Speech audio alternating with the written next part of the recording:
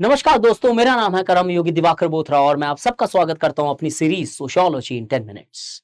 आज का episode number है 56, चैप्टर है पॉलिटिक्स एंड सोसाइटी। आज ये थर्ड लेक्चर है पॉलिटिक्स एंड सोसाइटी में। इससे पहले वाले एपिसोड 55 में हमने basic theoretical orientation of pressure group देखी थी। आज देखेंगे वैसे ही सिविल सोसाइटी क्या होती है। Civil society, agar if you look, the understanding of civil society in the 17th century was way different when compared to the civil society the way we understand in contemporary society. आज के time में civil society एक secondary organisation से equate की जाती है और एक टाइम था 17वीं सदी के अंदर जब सिविल सोसाइटी मोर और लेस एक फॉर्म ऑफ स्टेट माना जाता था। Hegel in his theory advocated that the society progresses over a period of time from family, civil society to state. Civil society according to Hegel was underdeveloped form of state. वैसे ही अगर हम देखें तो एक जनरल अंडरस्टैंडिंग 17th सेंचुरी में जो थी, earlier practice citizens practice in civil life, कि कहीं ना कहीं सिटीजंस को सिविल लाइफ के अंदर ज्यादा एंगेज करते हैं, वो सिविल सोसाइटी थी। जॉन लॉक बोलते हैं society organised under public authority, वो कहीं ना कहीं सिविल सोसाइटी मानी जाती थी। हेगल बोलते थे एक ट्रांजिस्टरी स्टेट जिसे जो होता है उसे सिविल सोसाइटी बोला जाए। वैसे ही कार्ल मार्क्स के लिए civil society was the organizations which serves the bourgeois interest, but in contemporary time the civil society is not understood as a form of state, rather than civil society is understood as a important secondary organizations which plays crucial functions of welfare, political socializations and so on and so forth. World Bank has defined World Bank has defined civil society as any organizations which comes in between family and state. कोई भी organisation जो family और state के बीच में आ रही है वो civil society है। स्टेट एक एब्सोल्युटली पब्लिक इंटरेस्ट पे चलता है, फैमिली एक एब्सोल्युटली सिंगल इंडिविजुअलिस्टिक इंटरेस्ट पे चलती है। सिविल सोसाइटी एक ऐसा है जो मेंबर्स के लिए वेलफेयर देखता है, तो न वो एब्सोल्यूट ऑल्ट्रुइज्म पे चलता है, न वो एब्सोल्यूट इगोइज्म पे चलता है।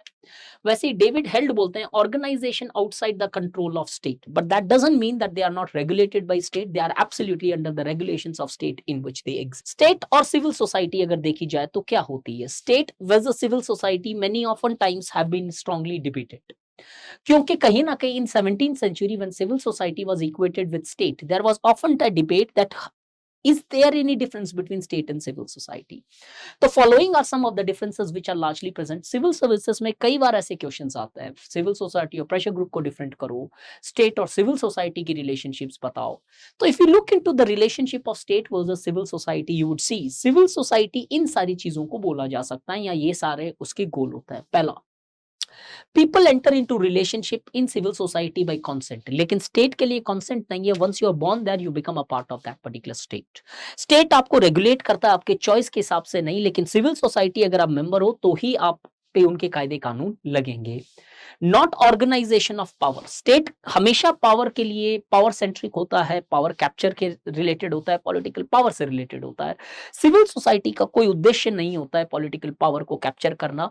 और in fact, sociologically, if I have to say, civil society has no goal to become an alternative power center.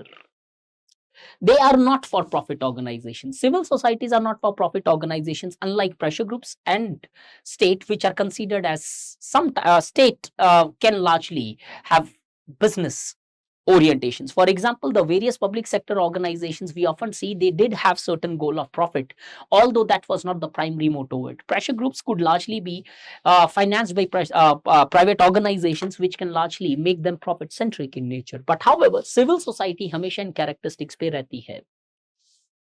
आगे बढ़े, प्रेशर ग्रुप और सिविल सोसाइटी के क्या डिफरेंस है? प्रेशर ग्रुप्स हमेशा मोर और लेस गवर्नमेंट सेंट्रिक होता है, गवर्नमेंट के साथ इसकी रिलेशनशिप देखी जाती है। सिविल सोसाइटी में और may not be always government centric.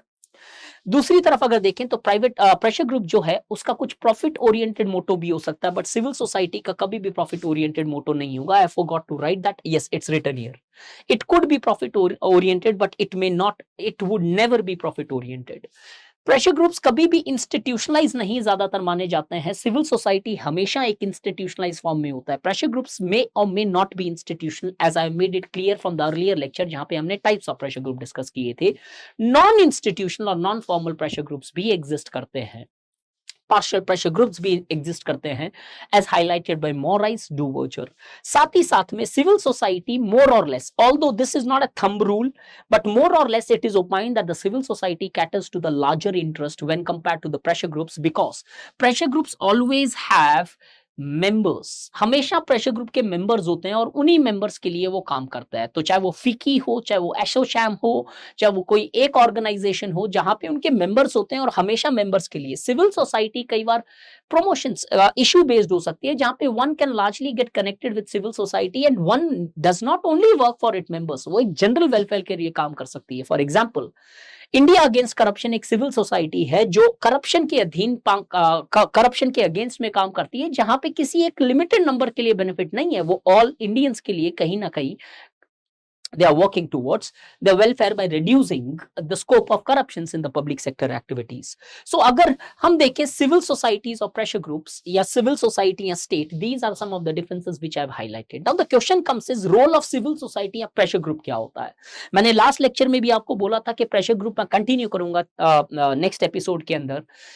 Basic तो हम जान सकते हैं टाइप्स ऑफ सिविल सोसाइटीज क्या है, टाइप्स ऑफ प्रेशर ग्रुप्स क्या है, बट इनका रोल क्या होता है किसी भी सिस्टम के अंदर। अगर हम देखें, pressure group of civil society more और less only exist in democracy. Democracy के बाहर pressure group of civil society ना एग्जिस्ट करते हैं, ना उनका शायद कुछ इंपॉर्टेंट रोल होगा, because an alternative ideology would not be promoted. Thinkers opinion देखें तो मैकेन ओपाइंस both pressure group and civil societies are the forms of voluntary organizations. According to McCain, they act as invisible government. वो expert opinion government को देती है। Habermas बोलते हैं they convert infra citizens to supra citizens. Political socialization लेके आती है, members के अंदर right की awareness लेके आती है, जिसके कारण democracy ज्यादा vibrant हो जाती है।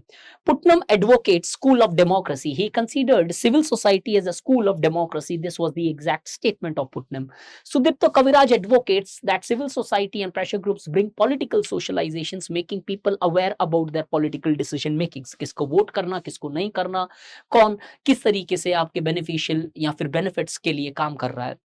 मीर शाह बोलते हैं that civil society has converted the bureaucracy led development to people led development or masses led development as such, making development to ensure thus far ensuring सबका साथ, सबका विकास, सबका विश्वास in Indian society.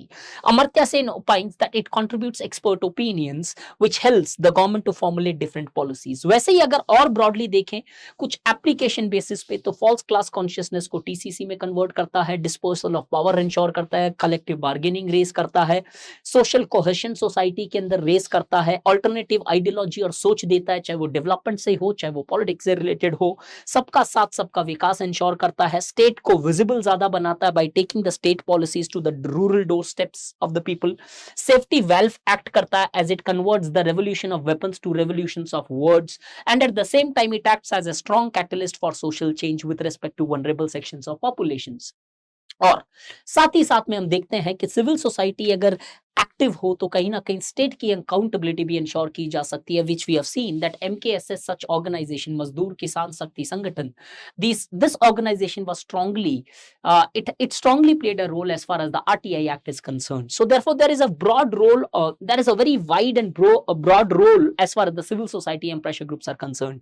लेकिन क्या सिर्फ पॉजिटिव्स ये नहीं, सिविल सोसाइटी और प्रेशर ग्रुप्स कई बार एक नैरो इंटरेस्ट से भी चलती है, जिसके कारण वो इलीट डोमिनेशन ला सकती है, can oppose development many times. In recent times, we have seen many NGOs or organizations have been banned by state as they were hampering the development. And many economic or association pressure group जैसे aspects हो, non-association pressure group जैसे aspects हो, तो वो कहीं ना कहीं society में ज्यादा जात पात धर्म या फिर वायलेंस को प्रमोट कर सकती है।